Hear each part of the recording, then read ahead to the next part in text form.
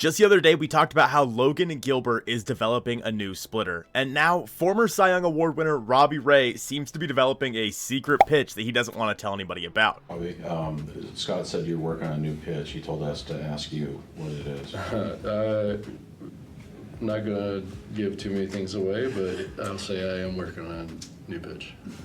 Robbie Ray said in an interview with reporters the other day that he was developing a new pitch, which is probably a good thing because Robbie was basically just a two-pitch pitcher last year. He did incorporate his two-seam, but overall a two-pitch pitcher. Well, Robbie Ray doesn't want to tell us what that pitch is. Here's what Brandon Gustafson had to say over on Seattle Sports. Jerry DiPoto on Seattle Sports says both Robbie Ray and Logan Gilbert are working on splitters. So we can assume that Robbie Ray is adding a splitter to his arsenal along with Logan Gilbert, and maybe that's just the next thing the Mariners are trying to teach. Of course, everybody and their mother had to learn a cutter to pitch for the Mariners. Well, now maybe they're learning splitters. But for Robbie Ray specifically, this is probably a really good idea. I know people want to say that Robbie Ray was a disaster last year. I mean, you're wrong if you say that. He pitched in 32 games in 189 innings with 212 strikeouts. He had a 3.71 ERA. So yeah, his ERA was nothing like it was when he won the Cy Young in Toronto. But Robbie Ray was still good, and he's now your number 4 starter, behind Luis Castillo, Logan Gilbert, and George Kirby. Robbie Ray's fine. His percentile rankings are about what you would expect. He strikes a lot of guys out. He has a really high whiff percentage. He was getting hit pretty hard last year, as you can see here. And his fastball velocity, well, that was something that everybody kind of noted last year with Robbie Ray, that it was down a little bit. This is what Baseball Savant had to say about Robbie Ray in 2022. They say that he threw a fastball, a slider, a sinker, a curveball, and a changeup. With that being said, you could definitely tell he's grouping them in the right spots. His four-seam fastball, he's usually up in the zone. He normally has his slider down and away from right-handed hitters or back-footing a lefty, and this so-called sinker was always on the inside. I believe that was probably his two-seam, but overall, Robbie relies very heavily on his four-seam fastball and his slider.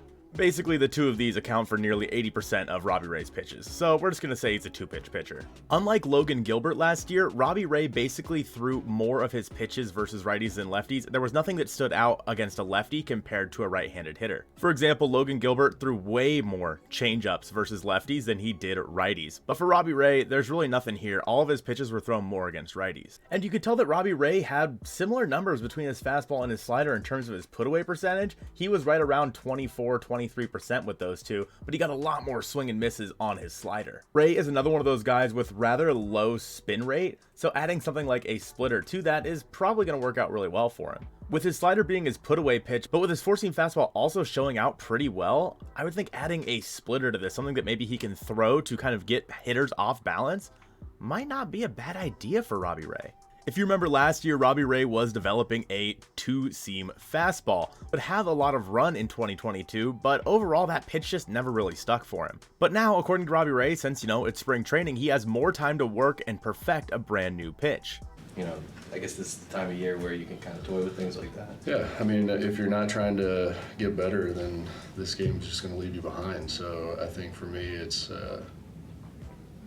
there's nothing wrong with spring training or off-season trying to add a new pitch and see if you can do it. If Robbie Ray can become a three-pitch pitcher so he can keep hitters a little more off balance, that's going to do wonders for him up on the mound every 5th day, and maybe it'll make all of the naysayers kind of think twice. The hard part is going to be, which Robbie Ray do we get? Do we get June Robbie Ray, where he had a 2.19 ERA with a 191 batting average against? Or do we get July Robbie Ray, where he had a 5.4 ERA with a 283 average against? Robbie Ray is a pretty consistent strikeout pitcher. He had a 27.4% strikeout ratio in 2022 with an 8% walk ratio. Comparing that to his best season, though, when he won the Cy Young in Toronto, he had a 32.1 strikeout percentage and just a 6.7 walk percentage. Easily the best of his career. And yeah, realistically, that 30 or so percent is more or less where we've seen him before. He was that way in 2019, 2018, and 2017 with the Arizona Diamondbacks. Before, it was that walk percentage that really held him down. Look at these numbers right here. In 2020, he had a 17.9% walk percentage. That is absolutely crazy to think about. An 11 in 2019, a 13 in 2018, and a 10 in 2017.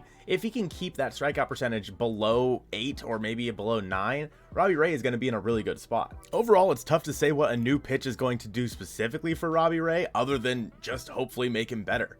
We have all spring training to see what that pitch is going to look like. And don't get me wrong, it's probably going to get hit around a little bit at the beginning of spring training because, well, that's just kind of the way it works. As he's working out this new pitch, the best places to throw it, he's gonna see some struggles, but that's kind of the way it works with all pitchers throwing a new pitch. The big part will be how Robbie Ray can command the splitter. If Robbie Ray can throw that pitch consistently for a strike, then that is a pitch that's going to be a force for the Mariners in their rotation. But if Robbie Ray continues to miss the strike zone, then there's a good chance that anytime there's a splitter thrown from Robbie Ray, hitters are just going to lay off of it because they know it's not going to be a strike. With Robbie Ray as your number 4, you're in a really good spot. But the guy who's ahead of Robbie Ray in the rotation, Logan Gilbert, just added a splitter as well. And we went really in depth on what that means for him and his repertoire.